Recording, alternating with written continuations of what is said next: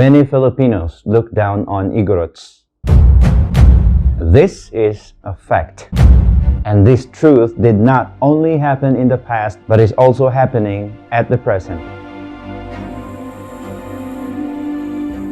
Igorots were discriminated in the past and still being discriminated until this very day. Igorots were subject to many misconceptions and still are being subjected to many misconceptions until today. They say we're barbaric, uneducated, short, dark, walang alam, Igorot ka kasi, as one after another lowland Filipinos say it. In fact, many actually did not believe that I'm an actual Igorot. Maybe because their brains could not process how I became an Igorot with this hair not curly, with this skin not dark, and I should have looked shorter, just like this, in order to be an Igorot, and that is how other Filipinos think.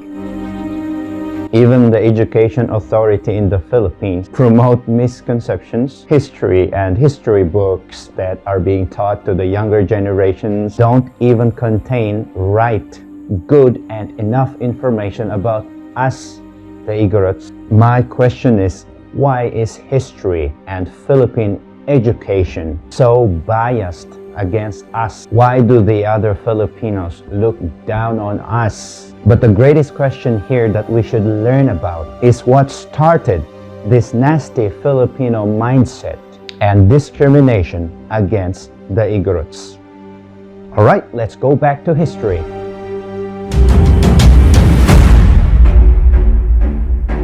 "499 years ago, in the year 1520, the early Filipinos in the country were living peacefully. They had their Austronesian ancestral cultures, traditions, spirituality, and ancient ethnic identity. Basically, a very rich culture, and they were trading with the Chinese and the Japanese. But 1 year later, in 1521, the Spain intrusion in the country began when a Portuguese explorer named Ferdinand Magellan headed the very first Spanish foray to the country.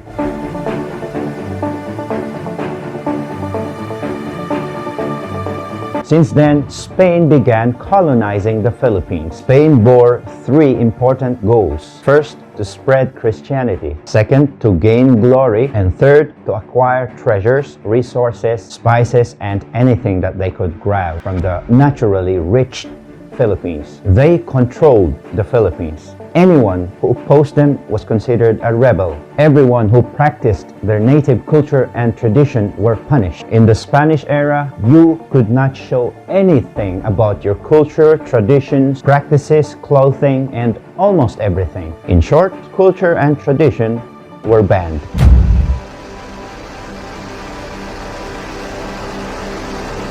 As a result, the Filipinos lost their culture and tradition.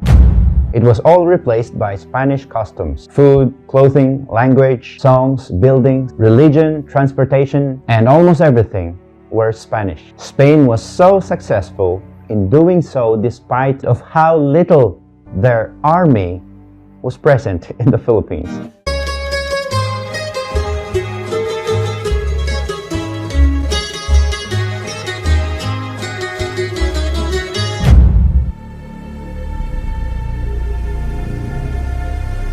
And so they had a colony in Southeast Asia.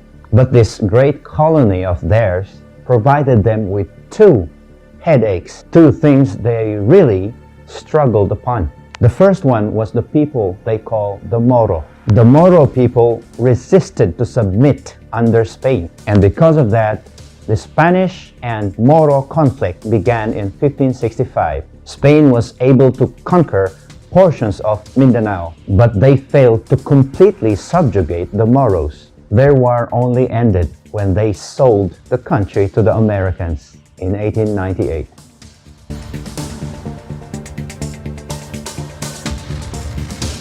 The second one were the people who caused Spain so much failures and frustration, they couldn't even enter their land in the first place. I'm talking about the Igorots and the Cordillera.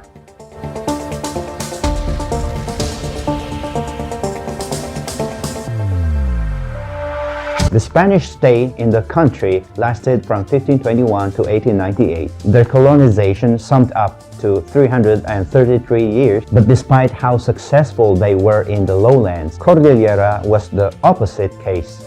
Spain never gained control of the region. Like, never. And why is that? There were two basic reasons. First one, the Cordillera is a very mountainous area that is very difficult to navigate. It provided the Igorots a huge advantage to win a war. Second one, the Igorots were fierce and focused and fought to death. When the Spanish army attempted to infiltrate the region, Spain did not succeed, not even one. But for your information, the Spaniards were able to build stations in some parts of Benguet and Abra. So basically, the Igorots stood their ground and protected their land from the intruders. And while almost all of the Filipinos lost their ethnic identities and every one of them submitted to the rule of the Spaniards, meanwhile, the Igorots were enjoying their independence. They were eating their own food, drinking their own wine, dancing their native dances, and basically just practicing their cultures and traditions. And because of this, Spain got so frustrated. And to avoid shame and humiliation, they branded the Igorots as savages, backwards, lowlifes, criminals, barbarics, and just uneducated. And that was the beginning as to why anything low and barbaric was associated with the word Igorot. Since then, Igorot bears a very negative notion. Both the Spaniards, the Filipinos, and the Mestizos believed that Igorots were such people. It was written and was spread around the country and out all the way to Spain and Europe. And don't forget that the Spanish army was not only composed of Spanish people. There were also Filipinos who were branded as Indios, like the Pangasinan and the Kapampangan soldiers who joined the Spaniards in a war called Igorot Revolt in 1601. Spain was so desperate to Christianize the Igorots, but also wanted the gold in the Cordillera, which we know that the region is very rich with. They failed. Again, a failure. Spain encouraged many more Filipinos to fight the Igorots, and more war came. And the Igorots would continue to defy and defeat the Spanish expeditions in the years 1608, 1635, and 1663. And so this thing added more hate in the hearts of many Filipinos against the Igorots. Imagine the families of these Filipino soldiers who joined the Spanish army killed by the uncivilized and barbaric and uneducated Igorots. And so that belief would go along with many more succeeding years of many families, many communities talking about it and spreading it to the next generation. After Spain sold the country to the Americans, they left. And next thing that happened was the Philippine-American War. And we all know that the Philippine Revolution failed, right? Emilio Aguinaldo ordered the killing of Andres Bonifacio and General Antonio Luna. And so, nothing happened. They failed. Aguinaldo retreated to the Cordillera. And while he was doing that, they recruited 200 Igorot warriors from the Tingan tribe. Remember, that was forcibly. They let them march from the Cordillera to Manila, and they were discriminated and abused while on the way. They were deprived with proper food, and the Philippine army did not train them and did not give them rifles. They just let them go fight the Americans who were equipped with rifles and artillery, while they were just holding axes and spears. That tactic was believed to be Aguinaldo's idea in order to hold the Americans and give him some ample time to retreat in the mountains. Aguinaldo is just... I don't know. And that ironically caused the downfall of himself. It's because the Americans were clever enough and made the tribals as allies, helpers. They made them guides in order to navigate the very difficult terrains and mountains of the Cordillera. Aguinaldo's last advantageous defense was in Tirad Pass, and the guards there was headed by General Gregorio del Pilar. But that defense was crumbled to the ground. Del Pilar and his army were defeated and killed. And again, his death was blamed to to the Igorots, because back then they believed that an Igorot showed a way that would eventually lead to the defeat and death of Gregorio del Pilar.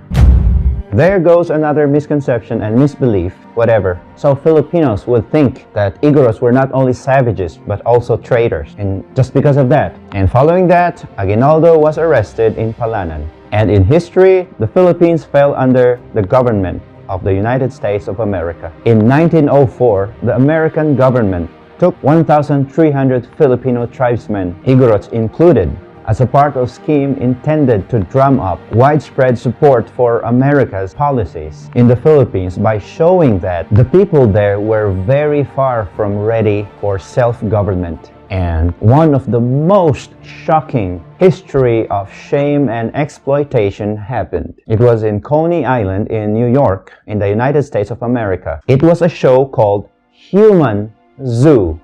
And that was in 1905 when they made the 1,300 Filipino tribesmen perform their cultures and traditions in front of the audience. They let the Igorots perform tribal ceremonies and they let them eat dogs in front of terrified American audience. And so the Igorot village was the most famous during that time. And that was not the only human zoo that happened. More human zoos followed.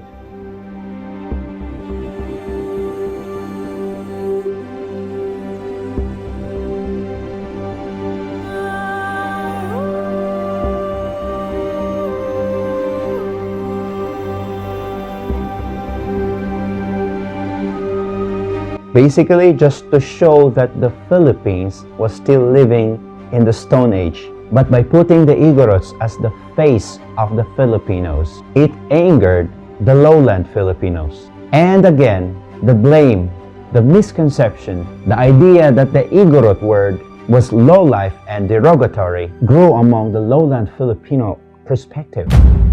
The first Filipino assembly was created in 1907.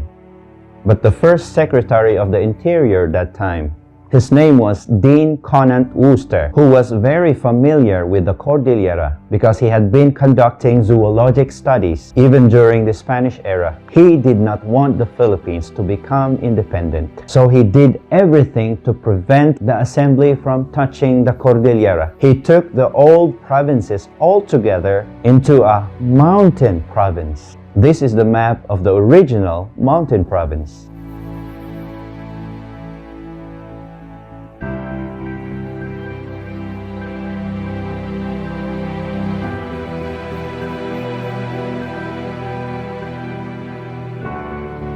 He made sure that the Cordillera would not be controlled by the Philippine Assembly. As long as the Filipinos, the Assembly, could not control this area, they couldn't claim their independence because they couldn't show that the Filipinos were united as a nation. So he would keep the Cordillerans from the rest of the Filipino people to prevent Philippine independence. So the Cordillerans, the Igorots, remained separate from the rest of the Philippines. Benguet became the first province to have a civilian government, while the rest of the Philippines remained under the control of the American martial law.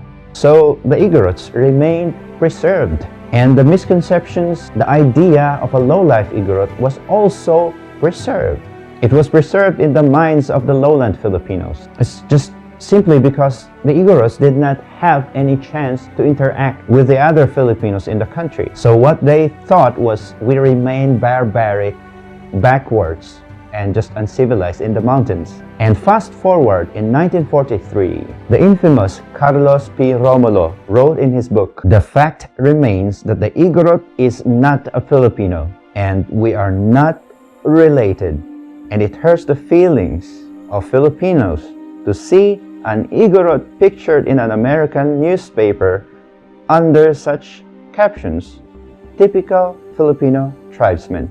And very fast forward, the misconception and the idea, the nasty idea against the Igorots stayed as alive as a burning stake. Even Philippine books referred by the Department of Education has been having a repeating history of misinformations, misconceptions, whatever. And that's it. That's why other Pinoys look down on us Igorots. As I said, I encountered a lot of lowland Filipinos that did not believe that I am an Igorot. Basically, I could have finished explaining this video in just one question and one sentence. What started the Igorot discrimination? It's the Spaniards, the Americans, and continued by our fellow Filipinos.